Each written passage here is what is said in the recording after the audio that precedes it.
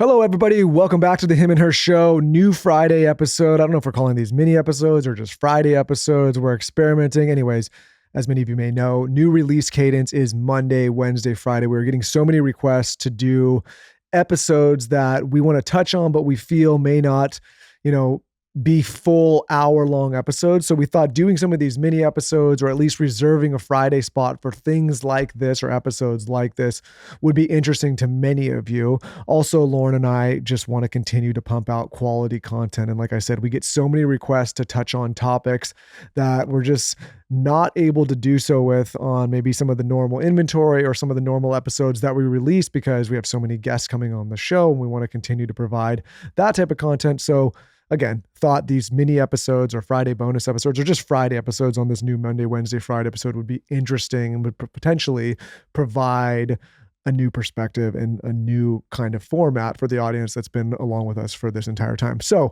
recently, Lauren and I spoke at Columbia, the school, the college. I know, very prestigious. That college, I joked at the time, would probably have just put my application in the shredder if I applied back in the day. But lo and behold, as we say to our daughter at Storytime, we were asked to speak there to a business class, a group of really great young people that are in the entrepreneurial department of that school, or I don't even know if that's what you call it, but anyways, the business school. And at the end of the talk, a student asked a question on what I value or what we value in most in life in terms of what we put first in terms of importance. And I think they were maybe somewhat surprised to hear my answer. Lauren was sitting right next to me with daggers in her eyes, thinking I was going to say her, and some of the other people were thinking the business or the children. And what I realized in answering this is it was a little bit of a shock to some of the students, and also maybe rubbed some of the students in the wrong way. Not that they were upset, but I just think some of what I'm about to say was maybe counter to what they're used to hearing in terms of what you should value most in life and what you should put first as level of importance. And I think this is for a number of reasons. So let me list the 5 things that I believe people put in the wrong order in levels of importance first. And then I will tell you what I believe should be the most important thing or most important priorities in your life. So to start, the thing that I think people first put as the most important thing is either their business or their career or their finance, which includes their money. I think many people, many men especially, maybe some women, I don't want to generalize, put their career first above everything. Next, I think people start to have children. This is for the parents out there, and they put their children as the next most important thing. Then they put their marriage or their spouse or their partnership as the third thing, and then their mental health. And then lastly, their physical health. They mostly neglect that. And I think that this order should be completely flipped and done in the reverse order. So when I was asked the question, what are the most important priorities? The first thing I said is my health is number one. And I believe that this should be number one for everyone. Here's why. If you're a healthy person, one, your body's going to be able to function. You're going to be able to live longer. You're going to be able to take care of yourself. You're going to be able to take care of those around you. You're just going to be here for a longer period of time. You're going to have more energy. You're going to have more focus.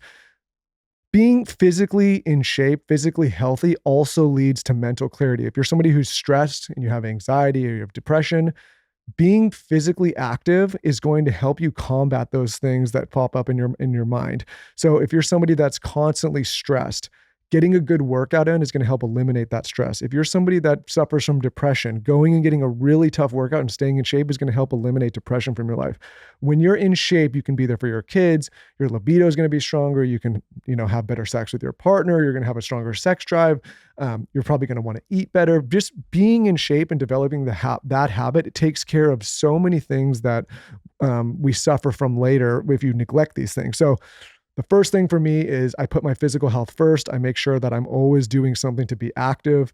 And because of that, I put myself in a position to have really what I think strong mental health. Any time in my life when I've neglected my physical health, my mental health has suffered. I get more stressed. I get more anxious. I get in worse moods. I'm shorter with my wife. I'm less patient with my children. I get more stressed about the business. I'm not as good with the people that I work with. So I take care of that stuff first. During the pandemic, you started to see so many people neglect their health. And Lauren and I, as we went into the pandemic, were neglecting our health. And so during that time, we said, you know what, we're going to turn this around and we're going to get super healthy. And because of that, we were able to deal with a lot of the stresses that came with that period of time, especially for us having 2 children during that period. And so I could not say more importantly that I believe people need to put their physical health first. And unfortunately, so many people put this last.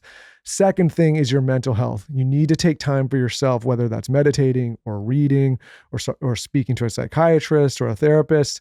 We talk about that a lot on this show, but getting your mental health in order, because life's going to throw so many curveballs and so many disappointments your way. And you have to have mental fortitude and the mental clarity to be able to deal with those things as they come across your desk or in your life. There's nothing worse than, especially as a new parent, when maybe you're just not feeling the best and your kid comes to you and maybe you're being a little impatient because you've neglected your mental health, or maybe you're getting in an argument with your spouse because you're not in the right headspace. Or if you're like me and you're running a company and somebody comes to you with a problem and you snap at them, like you don't want to be in that space. So again, by putting your physical health first and getting your mental health in a position where you got those endorphins rushing, putting your mental health next is so important. So some of the things that I do to protect my mental health is, like I said, I get in a workout, I read, I walk a lot, I'm in the cold plunge, I'm in the sauna. I'm sure not everybody has access to all these things, but you can definitely walk. You can take time for yourself. Jesse Itzler recently came on the show and he said one of the most successful people he's ever met takes 3 hours cumulatively for himself throughout the day. So that could be 30 minutes in the morning. It could be 30-minute lunch break. It could be 2 hours at night, however you want to break it up. Reading, writing, journaling, talking to someone, therapy, online therapy, whatever it may be, getting yourself in a mental state so that when life throws you curveballs or hardships, you're able to deal with it. Again, if you're putting your business and your kids and your wife and all these things first, and you're not taking care of your physical and mental well-being, it's going to make everything else you deal with in your life so much harder. The next thing that I think people get backwards, and this is mostly for the parents out there, new parents, or maybe, parents that have older ones, and I'm new to this, so, maybe I don't know everything, but here's how I feel. I see so many people have children and all of a sudden their children become their number one priority in their life, which I understand why, I love my children more than anything. But what I firmly believe and what I realize is if I put my children first, and don't put myself up there, don't take care of my physical health, don't take care of my mental health, don't take care of my relationship with my wife, first, you're teaching the kids that, one, it's a little bit of entitlement. They come first and everything else is less important. Two, you're teaching them in the future to model your behavior. So if they see me neglecting my physical health and my mental health, and they see me neglecting my wife, that's how they're going to behave later in life. Also, there's the old saying, and again, I'm in a relationship with a woman, but happy wife, happy life. There's truth to that. So what I do is make sure that the relationship that I have with Lauren comes first. I believe that the kids, if they see a loving, intimate relationship that's healthy, will model that in the future, and they also get stability from it. There is nothing worse, and it's such a disaster when, maybe a beautiful couple gets in a relationship, has kids, and then starts neglecting each other, and then the marriage breaks up, the kids see all that, it's a disaster. So it sounds like a strange thing, and maybe it's counterintuitive to not put your kids before your relationship, but I believe if you put your relationship first, you're creating more stability for your kids. You're letting them know that in the future, this is how they should model their relationships. You're also showing them what intimacy looks like. And if you have a happy household and a happy marriage or happy partnership, everything else, again, is going to be easier. There's nothing worse than coming home to a house when there's either no intimacy or no love, and, where the kids just completely take over. So again, I think people get this backwards. They put their kids before their relationship, and I think everything else suffers. Then obviously after that, you want to take care of your children before your business. The whole reason you have a business or a career is to provide for your family. At least that's why I do it.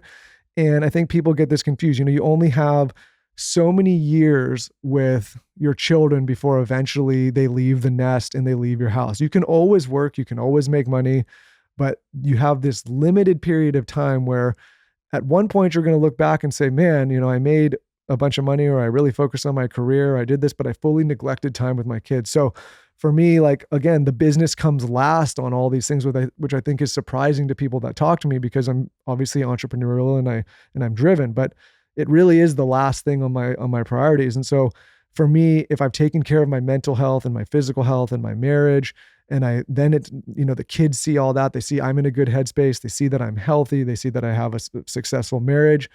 I think then I can really show up as a parent, where if I let all those other things go, my marriage is in shambles, I'm not in the best mental health space, my physical health's a disaster, they're going to see all that and it's going to rub off, and that's what they're going to model in the future. So again, I think number 4 on my list of importance is the children. If they ever listen to this in the future, know that in a weird way, they're also still the most important, but I have to do the other 3 things to make sure that I can show up in the best way.